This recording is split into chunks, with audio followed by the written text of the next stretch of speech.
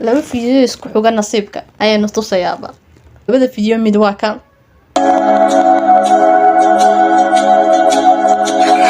waxa weyn xaysiis Soomaalida loo yabo hayo leeyahay gaajo u madanaya dhamaantood hadan sanada kadib la soo gaadhin mid waa kan 10 milyan ku dhawaad baan u dhimanaya gaajada Maryama la dhihi jiray Maryama baa waxay la baxaysaa Marish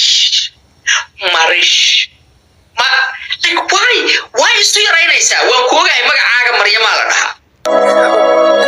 labada video waa kaafiye kala dheeri dadna waa loo yabo haya yani dadkina waa loo yabo haya waxa leeyahay soo caawiya gaajo u dhimanaya yani 8 milyan baa gaajo u dhimanaysa Soomaalidu waxa la yiraahdaa 20 milyan macnaheedu waxa weeyaan kala bar baa gaajo u dhimanaysa Soomaalida bal leeyahay waa loo yabo haya halka iyagina ma yani ka sheekeynaya